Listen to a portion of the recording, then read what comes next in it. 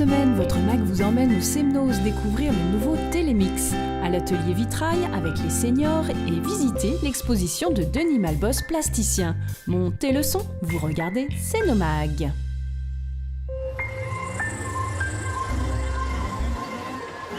On est venu skier pour la journée. Voilà.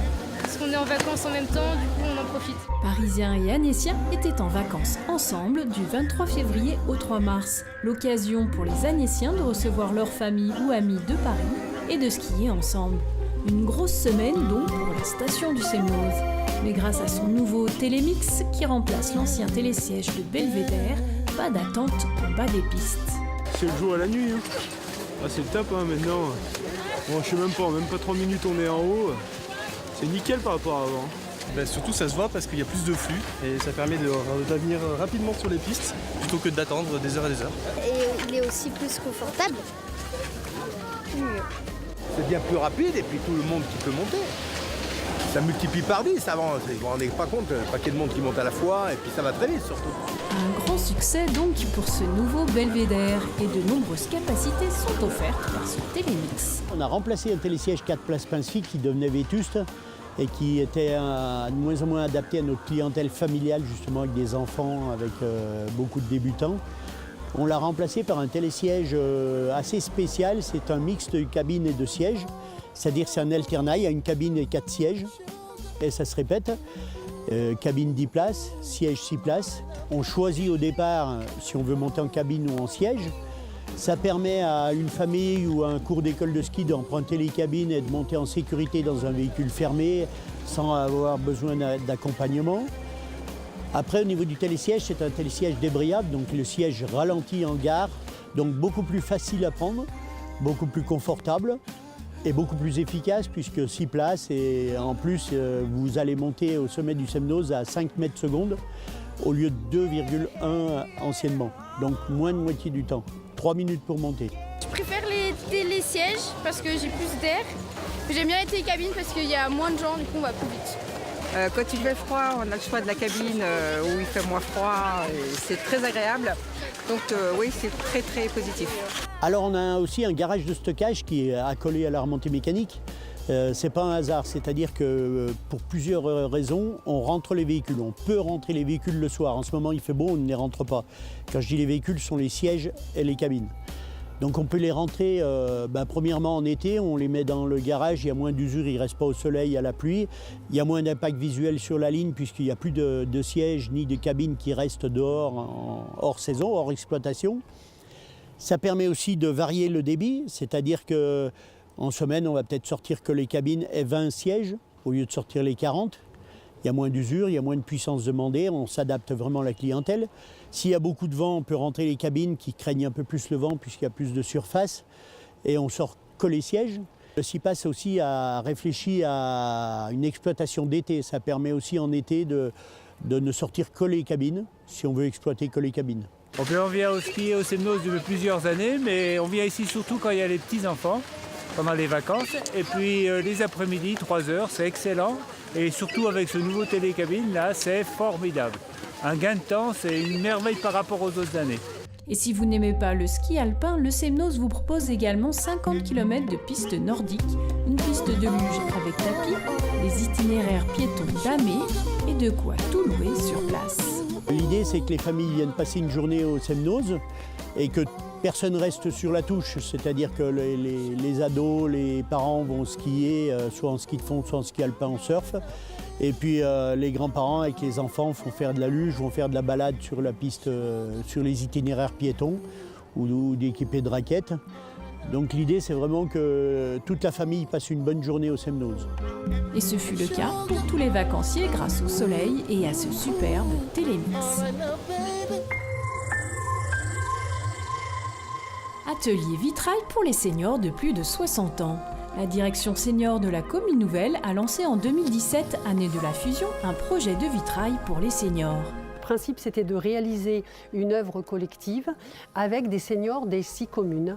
Donc nous avons constitué un groupe de 12 seniors, 2 seniors de chacune des 6 communes. J'ai proposé une rosace composée de 6 autres rosaces et qui fusionnait donc en une rosace centrale. Et les personnes avaient pour but de trouver le logo correspondant à chaque commune. Nous sommes allés 15 semaines d'affilée pendant 3 heures, tous les mercredis après-midi. On était 2 par commune, hein, donc dans l'ensemble on travaillait sur notre commune, donc Sénaux. On a créé la petite rosace de Sénaux qui fait partie des 6 communes. Mais comme il y avait des gens absents, on s'est bien entraînés, hein, on a fait un bon petit groupe. Et... Lorsqu'il a été terminé, il a été exposé donc, à la mairie de Crangevilliers. Puis maintenant il est exposé dans chacune des mairies, on est en 3e position. Ce magnifique vitrail représentant la fusion des 6 communes quitte la mairie de Sénaux ce 1er mars pour aller s'installer à l'accueil de la mairie de Pringis. Une œuvre collective qui voyage au sein de notre commune nouvelle. Et depuis le 5 février, la direction proximité de Sénaux propose aux seniors 2 sessions de 5 séances afin de créer une œuvre personnelle, un petit colibri. Et donc comme l'occasion s'est représentée ici, moi je me suis inscrite. Et là, la dernière fois c'était une œuvre collective, là c'est une œuvre personnelle. Hein. Et vous revenez ici, donc ça vous plaît vite? Ouais, ça m'a beaucoup plu, donc je reviens. 5 séances pour 5 étapes bien différentes afin de réaliser ce colibri. Première étape, trouver les couleurs pour le colibri. Donc d'abord sur papier, après on va prendre les couleurs dans le verre qui se rapproche le plus. Ensuite il y a la coupe du verre, donc ça c'est une étape qui est extrêmement importante et qui est surtout difficile dans la précision. Couper le verre, ça reste abordable, après il faut beaucoup de précision, de minutie pour le rendu, quoi. Donc coupe de verre, après meulage. Ensuite, nous allons sertir toutes les pièces de verre de cuivre et ensuite, nous allons souder à l'étain.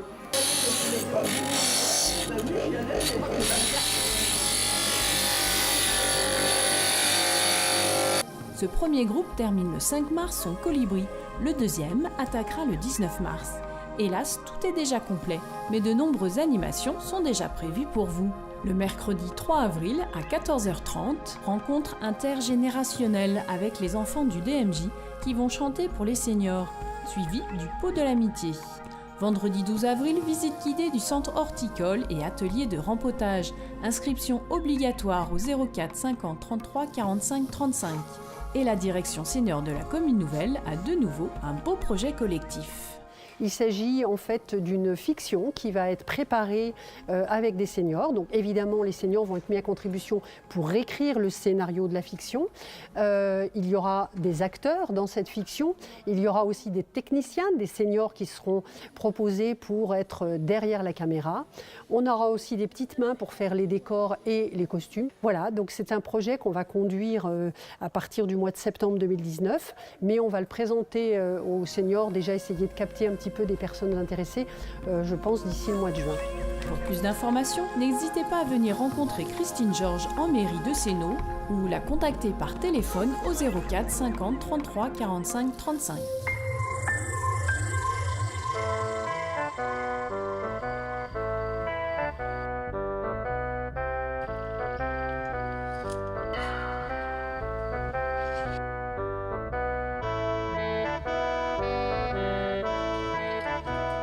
J'ai rencontré Denis Malbost, artiste plasticien et scénographe, au jardin d'hiver de l'Hôtel de Ville, avec son exposition « Tenir et lâcher prise ». Allez, je vous emmène la visiter, venez avec moi. Alors on peut commencer par une série de 3 pièces que j'avais montrées sur un thème d'une exposition de groupe dont le thème était les limites. Donc j'ai toujours l'espace, la confrontation, ces choses comme ça. Alors j'ai fait 3 petites pièces.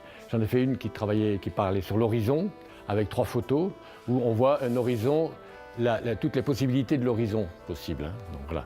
Donc ça peut être une main, ça peut être un drap, ça peut être dans un trou, ou alors ça peut être l'horizon éthéré, c'est pas obligatoirement une ligne, hein. Ça peut être un éther entre le nuage et le ciel. Voilà.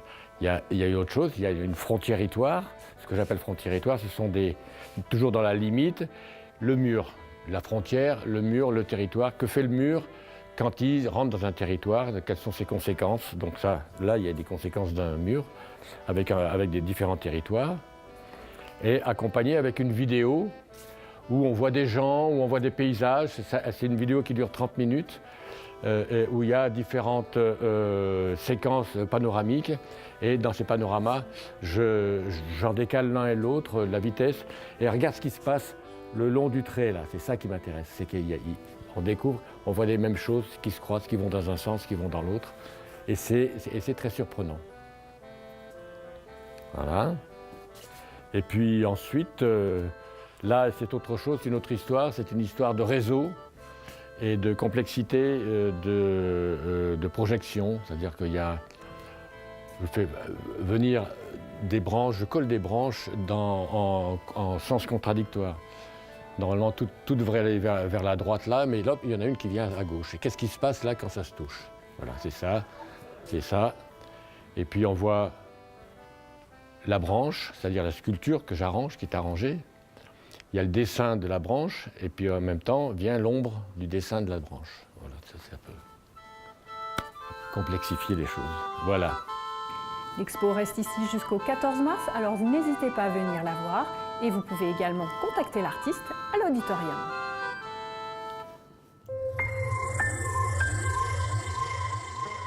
Voici votre agenda du 4 au 10 mars. Ne manquez pas lundi 4 de 18h30 à 20h30 une causerie citoyenne conviviale. Dans le cadre du Grand Débat National, l'association Humanisme et Société, en partenariat avec le Polyèdre, vous propose de recueillir vos idées. Co-animé par Christian-Philippe Janon, président d'Humanisme et Société, et Thomas Mézaros, enseignant-chercheur en sciences politiques. Mardi 5 à 18h30, lecture dans le cadre du cycle Françoise Mémone, manuel d'exil de Vélibor Colic. Au restaurant Le Grain de Sel, entrée libre. Plus d'infos sur le site de l'auditorium. Mercredi 6 à 16h30, la médiathèque se met au rythme des 0-5 ans avec un tout petit Uli, sur réservation auprès des bibliothécaires. Jeudi 7, collecte de sang de 16h à 19h en mairie en salle de convivialité. Soyez solidaires. Et à 20h30, l'auditorium reçoit Louis Winsberg Quintet. C'est du jazz vocal flamenco. Jazzman connu dans le monde entier, il est accompagné de Sabrina Romero, danseuse et chanteuse. Réservation auprès de l'auditorium. Vendredi 8, Connaissance du monde revient avec un film documentaire sur la route de Napoléon. Un film de et en présence de Daniel Drillon. Séance à 9h30, 14h30 et 18h30 à l'auditorium Céno. Et retrouvez en soirée à 18h30 une conférence de René Boissier sur l'eusémnose au café Terra Natura.